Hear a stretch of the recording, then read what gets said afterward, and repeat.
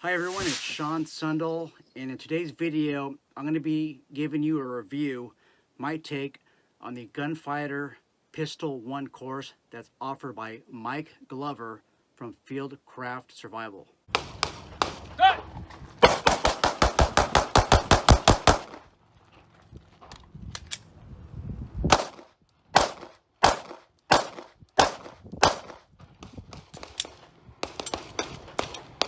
Pretty neat, wasn't that? So that is Mike Glover. He's the CEO of Fieldcraft Survival, and in his previous occupation, he was a Green Beret.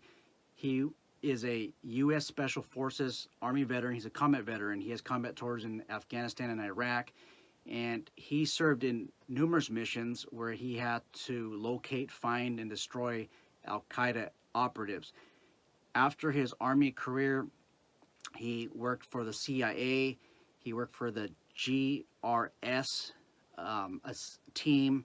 What they are is they're a reactionary force. In Mike's own words, they babysit CIA agents.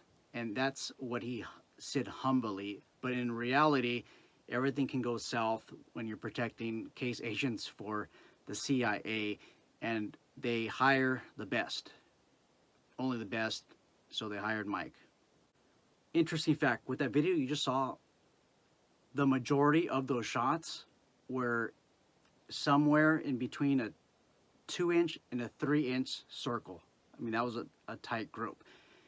Normally you see people on YouTube shooting very rapidly and they don't show their shots. Well, I saw the shots and they were in that tight group. In case you're wondering what my credentials are, I highly recommend that you review them as I lay them in the description box of this video. I'm not shy to let everybody know what my qualifications are. I highly recommend that if you see anybody on social media that highly criticizes a course or tries to show you a technique, that you review what their qualifications are, and I'm not shy to do something like that. Okay, so the reason why I am reviewing this course are for 2 reasons. Number 1 reason is for vlogging purposes. I want to establish myself as a reputable firearm instructor. I also want to enhance my professional knowledge, skills, and abilities in law enforcement. And in order to accomplish that, I want to go through as many training courses as I can that relates to de-escalation, relates to firearm, less lethal techniques. And this year I'm already at 3 courses. I have a 4th course coming up. At the end of the 4th course, I'll have about 120 hours of training that is somewhat related to defensive tactics, in particular firearms. I'll have a lot of training at the end of this year. And what I noticed is that before I did a lot of these trainings, I felt I was competent with firearms. I could shoot under stress, and I felt like I was confident because I wasn't challenged. I didn't take any of these courses. I took one course years ago, and I felt like, okay, I'm confident. I'm an instructor, and I could keep teaching, and I don't need nothing new. Well, the moment I started taking firearm courses recently, under reputable instructors, I began to notice that I had something that called unconscious competence. I wasn't conscious that I was incompetent with certain gunfighting skills. And now I'm rebuilding myself. And I'll be doing this for the next couple of years. So I like to vlog, do these video reviews so I can reflect on what I accomplished in that day. But second, I also want you guys to understand what these courses are about from a firearm instructor perspective. When I looked up on YouTube, the Gunfighter Pistol 1, there was 2 people that reviewed the course. The first one is Chrissa Dragon. She went through the course in 2019. The thing that I like about her course, her video is she had a lot of video on some of the tactics that they were doing. She filmed hers in Sarah's, California. Tactical Hive, that's HYVE. They did an in-depth review of Gunfighter Pistol 1 with Raul Martinez. After watching the video, it looks like both instructors have similar preference, and that similar preference is to emphasize the grip, okay, and emphasize the hard sight picture, which I will discuss in this video. That was the similarities. Both have a different teaching style. I highly recommend that you take both courses, one with Mike Glover and the other with Raul Martinez, Gunfighter Pistol 1. You're going to learn so much. So my review is on Gunfighter Pistol 1 with Mike Glover. And when I saw, I'm going to refer to my notes here, Crystal Dragon's video, she showed, it looked like it was a carbine and the pistol course. It wasn't just the Gunfighter Pistol 1 course. Typically, if you have a 5-hour course and it's just with one weapon system, you're going to have more of an emphasis with that one weapon system. So, all in all, I can't find any video review. I couldn't find any video review of the Gunfighter Pistol 1 with Mike Glover. So, I believe that this is the first video on YouTube that's going to feature, review, critique the Gunfighter Pistol 1 course. As a continued disclaimer, I want to emphasize that I do not work for Mike Glover, Fieldcraft. I don't get paid to endorse him. I didn't go to his training for free. I paid everything out of pocket. And because I don't work with them, the strategies, the concepts that I'm going to be discussing, they might slightly vary from what I was trained on that day. Okay, I will show you some videos to emphasize some of the points, and I'll try to stray away as far as possible from putting too much of my perspective in there. But that's my disclaimer. I don't represent Fieldcraft Survival, and some of the things I'm discussing may not be 100% what they intended to. So the Gunfighter Pistol 1 course was $500. That equates to $100 an hour for 5 hours. I noticed that this course, because it said Mike Glover on it, and he's the main instructor, it was about $100 more than the other course. I'm not too sure why that is, but in the end, you're going to find out that it was definitely worth all the money.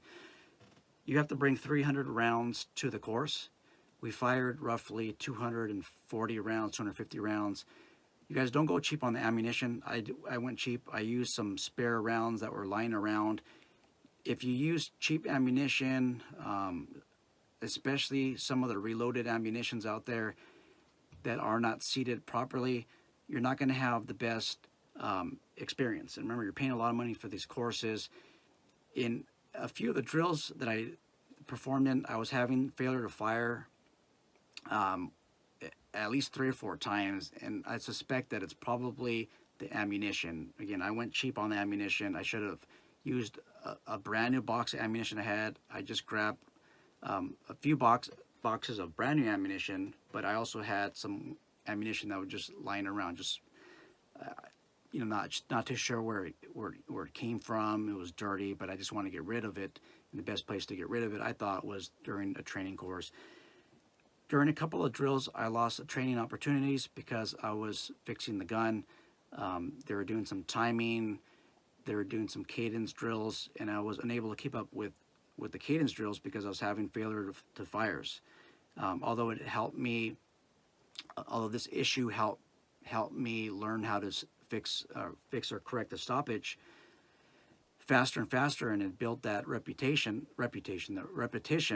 that is needed when you're under stress. I felt like I did lose some of the value of the course because I was fixing these stoppages that probably shouldn't have happened. Okay, so the course started at 0900, 9 in the morning, and I got there about 45 minutes early because it's very important that you get there, try to get there at least an hour early. That gives you time to park to the main office. This was in San Bernardino at the Route 66 shooting park or shooting facility. You have to go in there, sign the waiver. I did do it online, but they have to look it up in the system. And remember, if you're coming from far or out of town, you're going to probably have to use the bathroom, and that's what I had to do. You go there, and then you get directions, and then you get, the range officer drives you in a golf cart. They don't drive you, but they lead you to where the shooting bay is at. This does take some time. When you get there, they have you sign a waiver, and then you get to put your ammunition and other your earring protection, your eyes and ear protection on a table that they have, and that's where you get to load ammunition. This is not a beginner course. This is a course where you have fundamental skills in firearms handling. The pace is not a leisure pace. It's a quick pace. If you have no or very little firearms training and you go to this course, it's gonna be high paced, and you're gonna get frustrated because you're not adequately prepared. So you do have to have some gun handling experiences, especially experience fixing stoppages and these issues with your gun. They're not going to show you how to reload the gun. They're not going to show you what the proper sight picture is of a gun. Okay, they're not going to do that. Those of you who've taken the BSIS exposed firearm course, that's the basic course that's needed to carry exposed firearm for armed security in California. That course, if it's taught right, it may not prepare you for the Gunfighter pistol one. You may want to take some other courses before you venture off into this course, because you're gonna get frustrated, and the instructors, they're not gonna want to just spend time with one person when they have 25 on the line to worry about.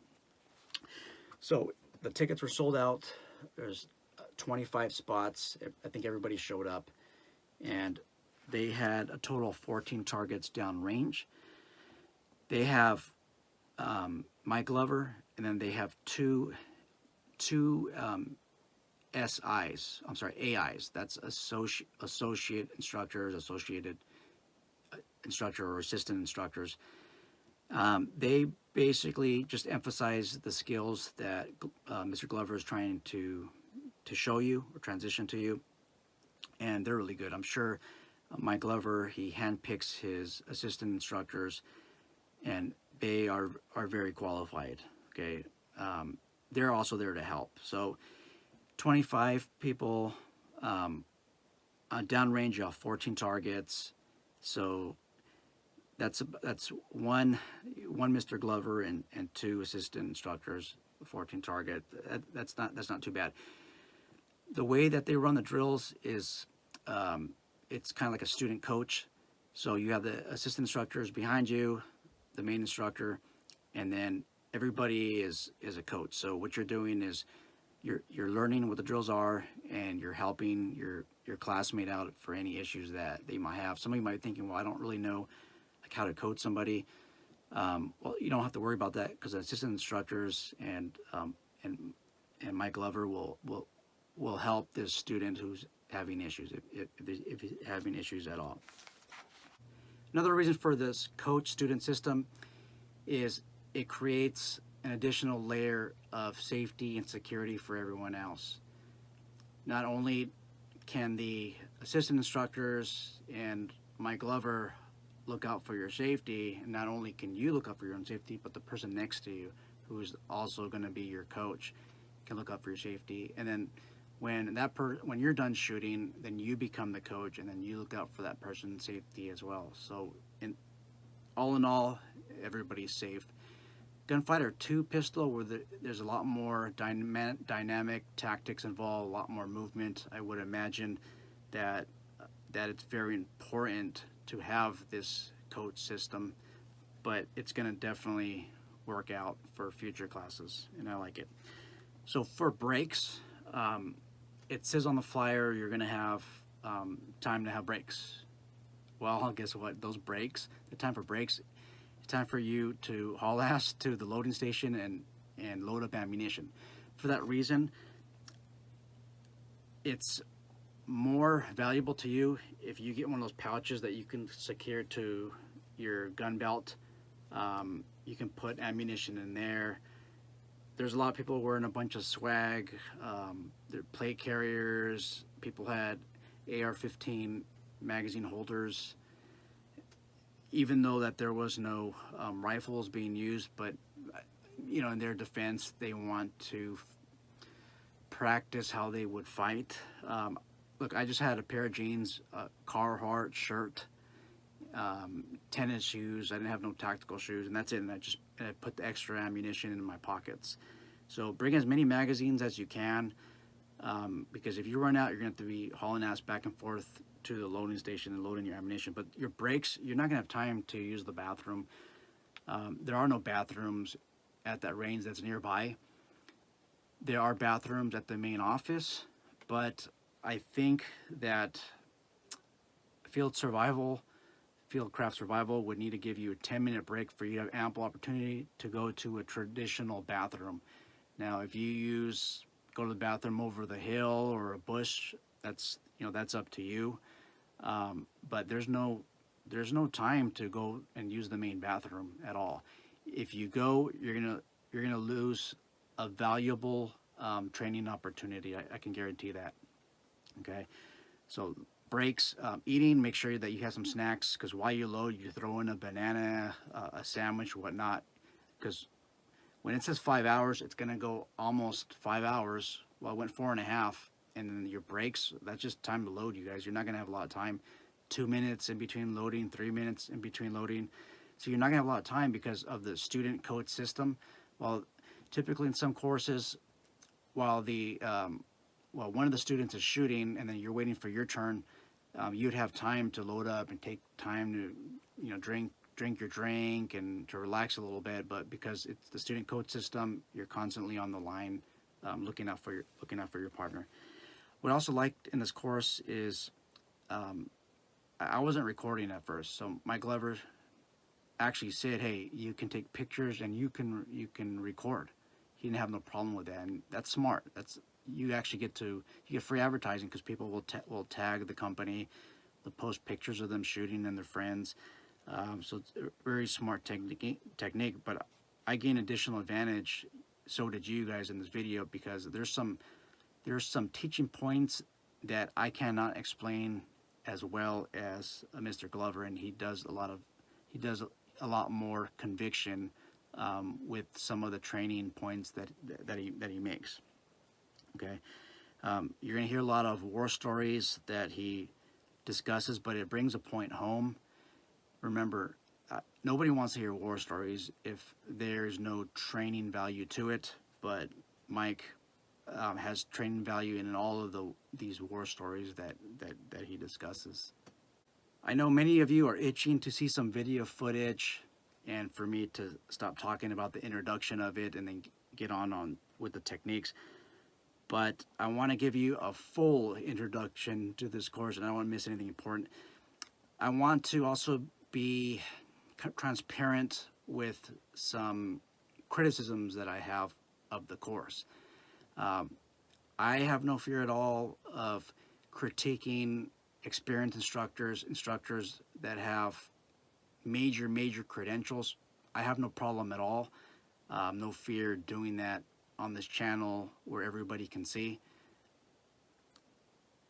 Having that, I'm going to talk about 2 criticisms of the course, and then after that we'll get on with talking strictly about the course of fire that we were involved in. So number 1, I did not like that there was no certificate of completion towards the end. But I think my complaint of that is a complaint that is of minor importance when you consider the majority of the students in the course probably don't want to even have a certificate. The only reason why I want a certificate for the course is I would like to get a little bit more training and then eventually be able to testify as a use of force expert. And I want to be able to testify to the standard of training, the standard of gunfighting, gun handling skills. In court, when you go under voir dire, that is a way of the defense or the prosecutor examining your expert level skills. They're going to ask about training experience. How many hours do you have of this course? And they actually ask for, a lot of times, for a resume. Okay, and that is to be used as a form of discovery, usually before you appear at trial. And in there, you document what courses you take in and how many hours. With the certificate, it just makes things easier. And I could get around it though. All I have to do is print out the receipt that I took of the course, and if I really want to push it, I could have printed out some type of letter stating that I completed this course. This says date, this is instructor, and have Mr. Glover sign it. I'm sure that he would have signed it. That's another way of getting out of the certificate of completion. Or third, I could just grab a class photo and attach that to the receipt, because with just the receipt, it's not really 100% conviction that to others that you attended the course, because you could have simply not shown up. But with the photo, I know that kind of sounds haphazard. You could ensure more of an approval in the court process. Also, I like the certificate because some of you who are in law enforcement, or maybe security, your employer might reimburse you if you show a certificate of completion. Some policies state that if you have to get between an A and a C grade, complete the course, and then that training will be paid for, or a percentage of that, by the organization. And that's why I like the certificates. It's not something I want to put on the wall, but I like to use it for court purposes, and I like to use it for potential reimbursement as well. Okay, but there's ways that you can get around it. There's a little bit more work on my end. Now, managing a training school in the past, that's my experience. There is a little bit of logistics that goes on with certificate of completion. You have to establish the roster, the completion dates, keep it for a certain amount of period, the roster, and you gotta track the students. And sometimes the students, you track the student's record. You gotta create a record for each student. And some of the students, they might want to have a certificate of completion 5 years down the road, 3 years down the road, and you're gonna have to find it. That takes a lot of time, you guys. For a class of 25 students, I think it'd take more or less about 45 minutes, close to an hour, producing the certificates for all the students. Logistics takes time. It does take money. So I'm not too sure it's a factor. Maybe there's not even a demand. Now, the second critique of the course is there's no critique form that you can give. I'm sorry, that you can fill out. It'd be nice if maybe the next day I get an email or I get to critique the course, and I would have mentioned that there's a lack of certificate of completion. Now, these two small criticisms, that's the most criticism that you're gonna hear from me from this course. And I don't think it's much of an issue, considering that not a lot of people want that certificate for just 5 hours of training. Okay, and that's all I have on that. So the gun that I took the course was a Glock 22 chambered in .40 caliber. That is a gun, that's my primary duty weapon at the law enforcement agency where I am employed at. I'm not going to show that gun on video. Some people might be upset because I'm showing a gun that I use for work, a gun that's paid for by the government, and I'm showing it for this private YouTube channel. So I won't show it. Now, what I would ordinarily do is show my personal Glock 22. This is a Gen 3. Doesn't even have a slide. I didn't use this gun, by the way, in the course. So I'm missing the slide. It's actually being milled right now for another, I'm going to have two red dot optics. This is going to be milled for a Trigicon red dot optic by Jaeger Works. Okay, Jaeger Works. They take a long time, like 2 or 3 months to mill the slide. So anyhow, this is my personal weapon here, and just to demonstrate, just to be safe, and really because I don't have my other gun here, I'm going to be demonstrating with the SIRT pistol. This is not a real gun. Okay, this is a simulated gun. It emits a laser. See that? Okay. They spent a considerable amount of time on grip technique, and rightfully so. The first thing that they emphasize is the grip. You have to hold the gun like a hammer. You have to have that hammer hold. So what that entails is this, okay? This right here, okay, the barrel of the gun should be aligned with the bone in your forearm. You see that? And what they want you to do is go up and down like this, okay? If they see this, okay, so you see that? Okay? Then they will tell you that's not the proper technique, okay? Have tension right here, okay? This is the way that you should hold a handgun, okay? This is going to control the recoil impulses a lot more efficiently. If you have a limp wrist, okay, you're not going to control the recoil pulses properly, and you might end up with a stovepipe or other type of stoppage, okay? So the instructors will go down the line, make sure you have that hammer hold, okay? Now, what I saw in the Tactical Hive video is Raul talked about having the pinky, okay, the pinky touch the heel of the hand. So, or try to. I mean, that's not going to happen, especially with my miniature fingers. I don't even know if anybody would be able to even do that. But if you try to do that, okay, you grip it hard right there. You're gonna have better control. You have more of that hammer hold. Okay.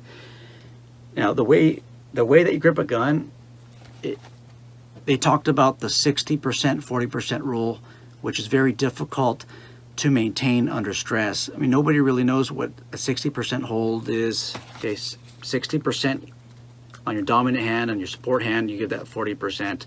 A lot of people don't know that, so they just talked about just have a strong grip. Okay, and this is the same strategy that I learned at Gunsight. Okay, I took the Gunsight 250 course. They talked about having that firm grip. Okay, have that firm grip. I trained with some pro shooters in the past. They stuck dowel rods, wooden dowel rods in our trigger well while we're holding the pistol aligned on target, and they smashed the trigger, driving home the point that if you're aligned with a good grip, you can smash the trigger all day.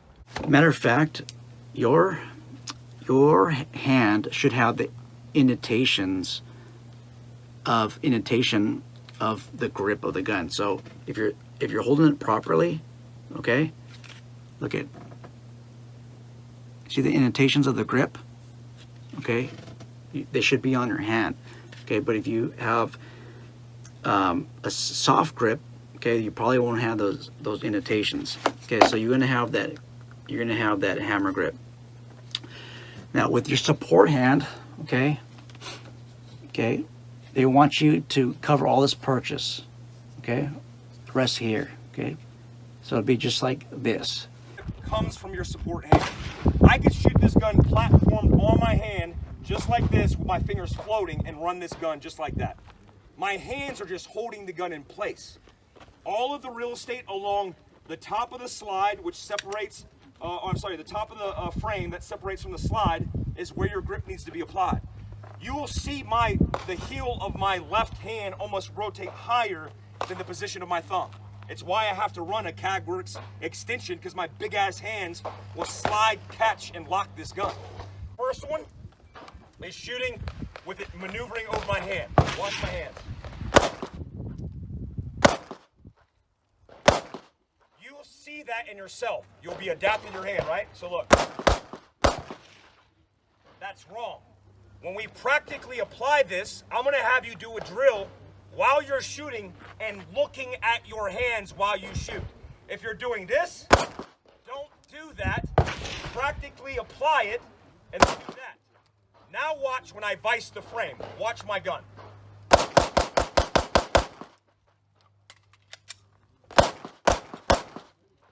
Now the problem that I was having is that I kept shooting. Every course I've been taking the past year, I keep shooting to the left of my intended target. And what I notice is because I don't have a firm purchase on the left side, okay, the left side of the gun, okay, when I'm firing, I'm having it like this, but see, really this should be right here, okay. If I control that right here, I'm going to be able to control the recoil impulses. And I think what was happening, okay, was that I wasn't having strong purchase on the gun, okay, and it was recoiling just like this, okay, but I need to have that firmer grip. Okay, that's something that I learned there. They also stress that you want to have a tighter, you want to emphasize more of having the proper grip of the gun than having the proper sight picture. Okay, and what they emphasize was a hard sight picture, and Tactical Hive expressed that concept very good in an article that they had on their website. Basically, your line of sight, you'll have your line of sight, which is on the target, and with the hard sight picture, okay, you're superimposing the front slide, okay, right on the horizon of your sight picture. Okay, your front sight and your right sight will be blurry, okay, because you're superimposing, okay, this slide right on your intended target. So it's almost like, okay, you want to get me in the face, okay, about right here. Okay, you see that placement, the slide. This is blurry. This is blurry. Your target is sharp. Okay, and by using this technique, you're able to hit your intended target a lot faster than if you would concentrate on your front sight picture. Okay, this is a controversial topic. Not a lot of training schools emphasize this, but apparently some schools that teach USPA, they talk about that, okay, using the hard sight picture. The majority of the course, you're not going to be drawing from the holster on a command of fire. Okay, they're going to have you get in the pull and push position, which is up here. You're pushing, okay, you're pushing out, and you're pulling in, okay, but you're up here. A lot of you know this as the compressed higher ready. Now I was like this in the beginning, but they told me to have the barrel, okay, flat with the ground. Okay, so it's about right here. Most of the drills, they're going to start right here. I can't think of any drill where the command of fire I drew from the holster and then shot.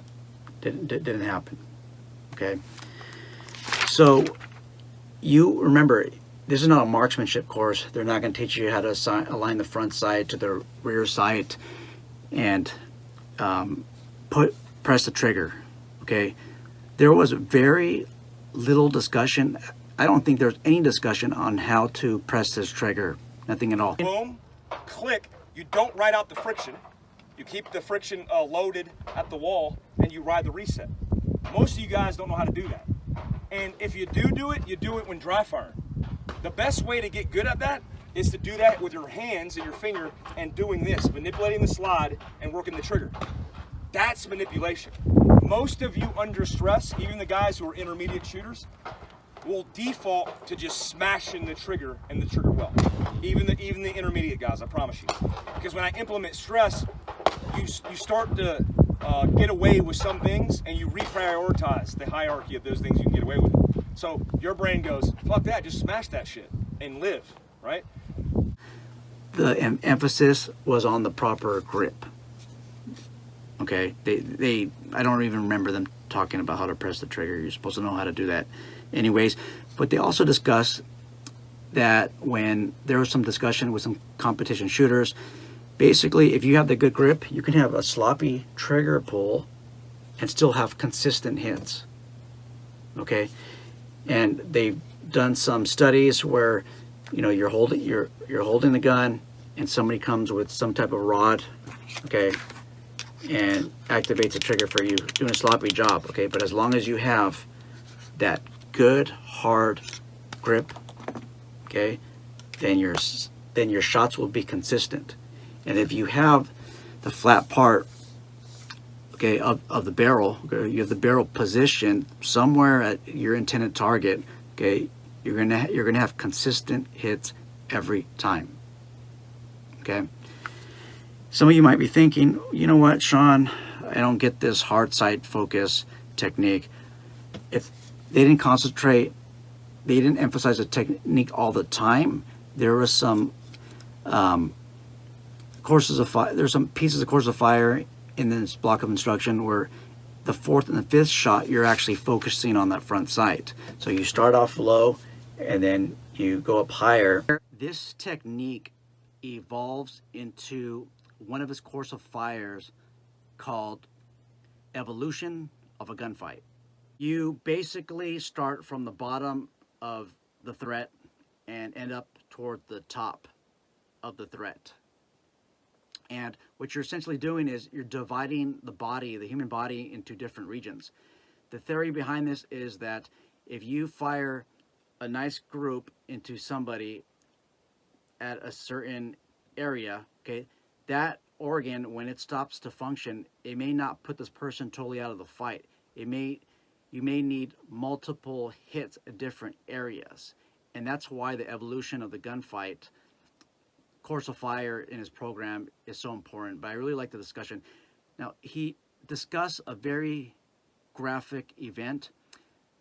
Those of you who have been in law enforcement, this discussion may not be, it may not provoke some type of sickening response to you, maybe because you've grown accustomed to seeing blood and gore out there. Especially those of you who are military, discussion probably doesn't bother you, especially those of you who are combat veterans, but he really brings the point home.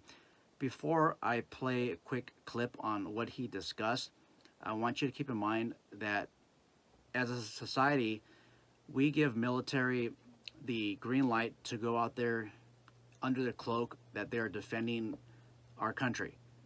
Now, how they go about doing it, we don't want to know. Okay, we don't want to ask those questions. How do you defend us?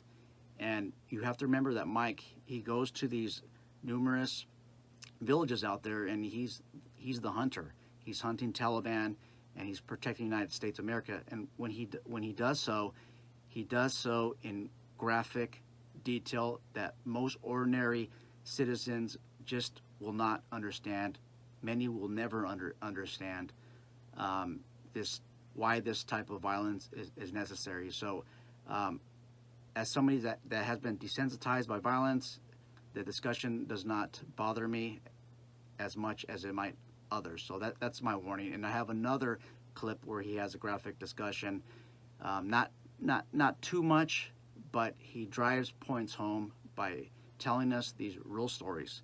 And this is what you're paying for, is you're paying for that experience. He's been in these life and death encounters, and we can rely heavily on his tactics because he survived these events. And unfortunately, sometimes is at the cost of his team members. When you shoot a human being, it's a similar circumstance. Dude, the first dude I killed in Iraq was behind the door where the barrel of my gun was touching his chest. Very intimate. I didn't have enough time to find my front sights. I didn't have enough time besides going click, boom, click, safe to semi, and breaking 10 rounds in his chest as fast as I could. The time it took him to be standing to laying on the ground in a pile of blood was 10 fucking rounds. So this process takes a long time.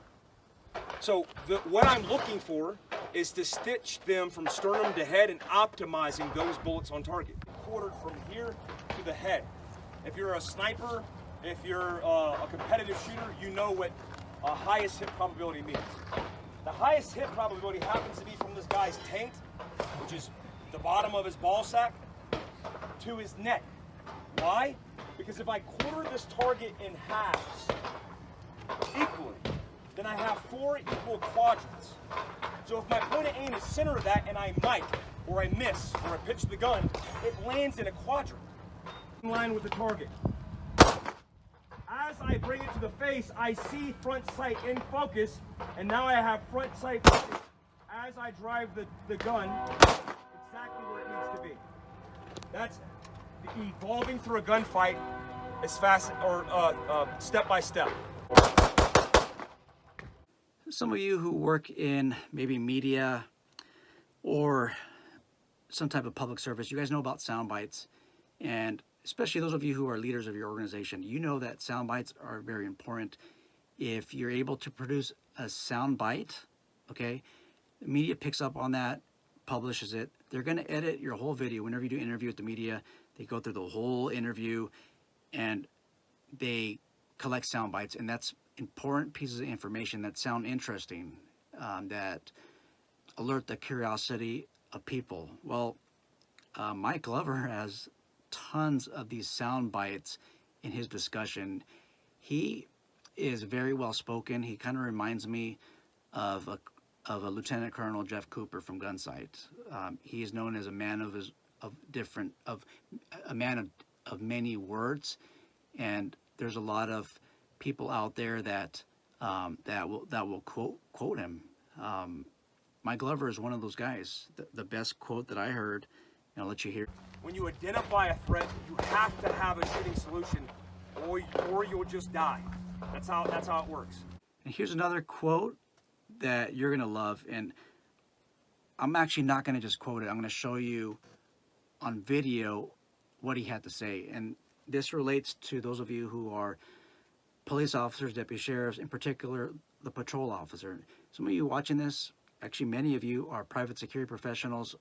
When he talks about patrol officer, he does put in law enforcement context, but you can gather the statement that he has and use it in a private security, in a private security context as well. It's just, the thing is, he knew that the majority, or not majority, there were 7 out of 25 that were active duty law enforcement officers. He didn't know the background of the other members of the group. I'm sure some of them were private security, but I'm sure he would have changed the context to address them as well. But let's see what he has to say about the patrol officer. A patrol officer is one of the most dangerous jobs in the world, because you're going into a situation that's unknown, and when a threat happens, it's immediate. It's typically not imminent. It's not like I'm locked down, show me your hands, and then he goes for the gun. Well, that's an easy tactical solution. Put 2 in the back of his nugget. It's easy. But it's like, hey man, you're speeding, can I see your license in? And then he fucking pulls a gun and you see the barrel of a gun. And then I'm like, fuck, and then I'm fighting for my life, okay? Component for natural point of aim. By having a natural point of aim, you're having a natural point of sight. He discussed this, and this is the last graphic story. I mean, it's not really graphic, it just mentions him trying to shoot down this terrorist who's armed, who's a threat to Americans. But he talks about how he was in a certain position and he was shooting at him with a saw, and that, if you don't know what a saw is, that's a machine gun. And he thought that he hit one of these insurgents or one of these terrorists, but he didn't. I think he got him in the foot or something like that. He ended up fleeing inside of a house, but he was shocked that he didn't hit him. Well, the thing was, it looked like he didn't move his natural point of aim, and in the process, he got away. Had he shifted his body, then there would have been a more likelihood of him hitting them. One of my guys were the first through the fence. We get in this courtyard, and we're on a low wall, and I see this dude, and he's like under the ambient street light, and he takes his AK-47, and he's like hanging out, and I'm like, oh hell yeah! Like, we're waiting for the assault force. I'm like, dude, this is gonna be too easy. And he sees us. Something triggers his, oh, and he does one of these, and then he suitcases the gun and he runs full sprint across an open courtyard, and I'm like. And then he runs inside the house. And I was like, what the fuck? Like, is my gun shooting blanks? Like, what? Mike evolved the topic of field of view to range span, and he gave us some interesting scenarios. If I want to move to the left and my toes are pointing in, like, yeah, I'll fuck you up, and then I go to move to the left, what do I have to do? Set my fucking feet or cross over my body to get there. So now if I'm looking at him, what direction do I need to go for the best chance of survivability with this guy? This way? Who says this way? Who says this way? You're 50% fucked up. So it's this way. Why? Because he's right-handed. In order for him to transfer his position from right to left, his right to his left, he would traverse across his body. No, don't move feet. He would traverse his arms over his body, and this is his strong side. He could do that all fucking day. His range fan happens to be right here, across his toes. Your toes and where they're pointed determine your range fan, your left and right limit. Why? Because if my feet are close together, you're push over your toes if they're tight together. If I open them up and I'm like, oh shit, what the fuck? And I do this, I could drive over my left toe, push ergonomically over my right toe. So now I'm here and I'm like, this motherfucker's right-handed. This is his strong side. If I moved this way off the X, he would have to force his shoulders in line this way and move his feet in order to get back on target. That's how we're thinking about this shit. You got a problem, man? Fuck you. And I'm like, automatically, I just stage my foot right here. I just wait. Okay, look, relax. I don't want any issues, man. Relax. I just staged my left hand. I said relax because my left hand is mitigating risk. It's also telling the CCTV camera after I shoot him in the face that I was mitigating risk. Hey man, I'm saying this is universal sign of like I don't want none. Then he goes to reach for a gun. Now as I'm transferring my position of my body, I'm drawing my gun as I'm moving forward. My feet are moving in the direction of travel and I'm working the target set while he's trying to track me. Optimizing survivability.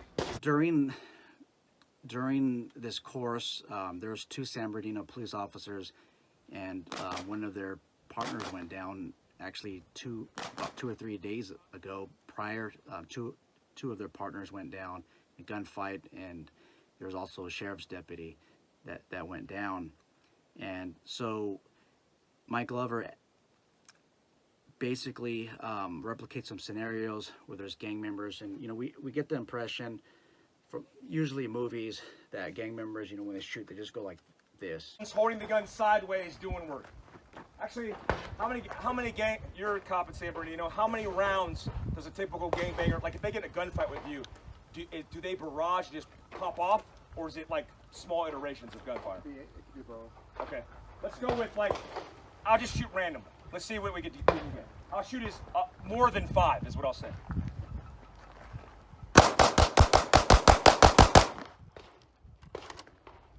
That was 10 rounds. All right, to this position and see what we get.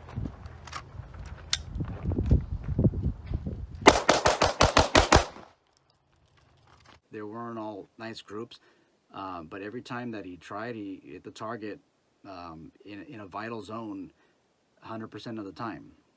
Okay, so just because they're a gang member, okay, and they shoot like this, doesn't mean that you're gonna survive the incident without you doing something different that's gonna increase your survivability. So what he ended up doing was setting up 5 targets, okay, downrange. Target 1, 2, 3, 4, 5. When you're walking down range, okay, your feet go in the direction on where you want to move, and it's a lot easier if you watch on camera, so you can understand this explanation a lot better. But you shoot 2, 2, 2, and 2. So there's 5 targets: 2 this guy, 2 this guy, 2 this guy, 2 this guy, until you're up to 10. And then when you're done with that, you go back, and that's your right side, and that's a lot more difficult. So the first 2 targets back, most people have difficulties just walking in that same position and shooting targets 3, 4, and 5, because it's just the awkward position when you come back around. So he said, hey, you know, you guys are making this too difficult. Okay, just move your feet around. Move your feet around. There's kind of like a backwards.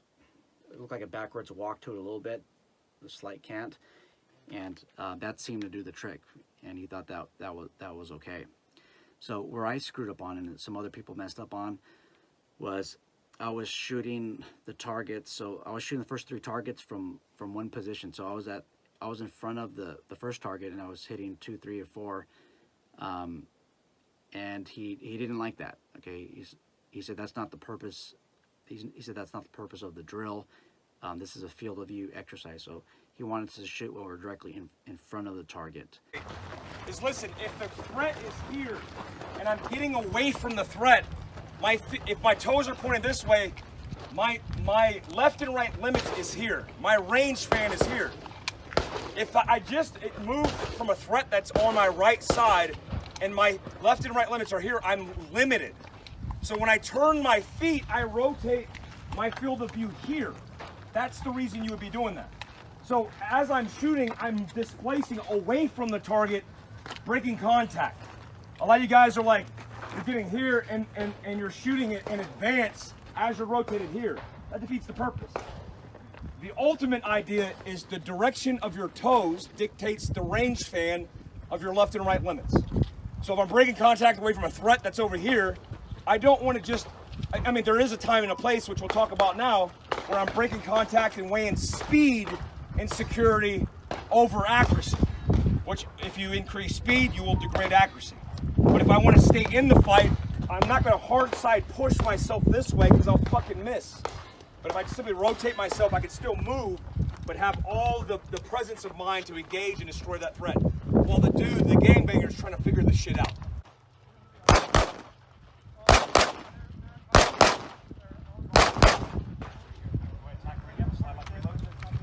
Somebody in the course asked an interesting question and wanted to know if it was faster to engage a threat with one hand as compared to holding two hands. So Mike demonstrated what 4/10 of a second does and what 6/10 of a second does. 4/10 of a second will get you that shot right on target with one hand, and the 6/10 of a second got you on target with two hands. Shoot, ready? That's 4/10 of a second. All day long. 4/10. This. Shoot, ready? Let's do the mag out of that bitch. That was about 0.6 seconds. So somebody asked me once, is it faster to shoot one-handed? It depends. If I'm in close proximity and I'm behind the power curve, like I'm like, hey man, we're cool, and then the motherfucker goes to the gun and I'm not even staged, I'm behind. If I'm deciding to explode off the target this way, and speed is now prioritized over as my security over accuracy, I would shoot one-handed. So one of the last drills in this course of fire was a stress drill, and believe me, I had no idea that we were going to have to engage in intense physical fitness for 5 minutes. I didn't even know that. It wasn't even in the flyer. It wasn't in the emails. The last time I think I exercised was probably about 6-7 years ago. I mean, when I actually had a routine. So there's a few people that were not in shape for this. So he has exercising for 5 minutes. I'm not even going to tell you what exactly he had us doing, because I don't want to give you a heads up. You can suffer as I did in that. But he wanted to get your maximum beats per minute up. And at the end of the drill, he gave you a scenario and you had to hit the target. He only counted the small circle, and I think that's 1 inch or 2 inch. If you got a hit in there, you got a point. Okay, I got 1 point. I think a few people got 0. One fellow out of 10 shots, because you shoot a total of 10, he got 8 out of 10. He's current law enforcement, and this is the point that Mike wanted to drive home. This guy exercises every single day. He does cardio every day, and he weight lifts, I think, 3 or 4 days out of the week. This guy's physically fit. So because he was able to maintain his fitness level, he got a good grouping, and he got 8 out of the 10 shots in that small black circle, which is pretty damn impressive. You got to be in shape, is his point there, and he really drove it home. Before I almost conclude this video, there's a couple more drills in his course of fire. He had us shooting kneeling on our back, on our butt, semi-kneeling, one leg shooting. And the point that he wanted to make is that if you have, as long as you have a strong purchase on the gun, okay, that you have that strong master grip, that vise-like, I don't want to say master grip anymore, I want to say that vise-like grip okay? You have the tension here by gripping down with the pinky and believing it's going to touch the heel right here. You have that strong grip, okay, that hammer grip. As long as you have that good grip, then you can hit in that combat effective zone of that target. Another drill that I almost left out before I conclude the video was he did a lot of cadence calls. So he got the best shooters of the group and ones that needed to improve, and he basically did cadence calls. So he said, you're gonna fire in the sequence 1 2 3 4 5, 1 2 3 4 5. You hear that cadence there? Every time I said a 1 2 3 4 5, every time I mentioned a number, that was when the shot should have rang out. And then he sped it up. 1 2 3 4 5, 1 2 3 4 5. Okay, his point was this. So he got the shooters that need to prove, and then he got the best shooter of the group, and he coached them on how to do cadence calls, how to use the cadence. So he really stressed the point. He made it a mindset teaching moment that you have to remember the cadence calls.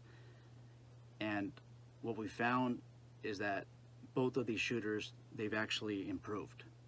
Okay, and when you're following the cadence 1 2 3 4 5, okay, this is an example of cadence that's out of sequence. 1 2 3 4 5, 1 2 3 4 5. That's out of cadence. The cadence is in sequence 1 2 3 4 5, 1 2 3 4 5, 1 2 3 4 5. Okay, there's even spacing before calling out each letter. If your shots are in cadence, then your groups are more closer together, and he was able to pinpoint certain groups on different targets of different shooters when their cadence was out of sequence. So I thought that was pretty neat. So in summary, if you want a firearms course where you're learning defensive tactics, you're learning tactics that could eventually save your life, you're learning tactics on how to shoot more quicker and more efficient by changing the grip of your gun, then I highly recommend that you take Gunfighter Pistol 1. Thank you very much for watching this video. Please like, subscribe, comments. If you guys have any questions about the training that I went to, please leave it in the comment section below. Share this video with others who are interested in getting different level of training. If you guys have any other videos that you've seen on the Gunfighter Pistol 1 that you liked, please also in the comment section post a link to that video. Okay, you guys all take care and be safe.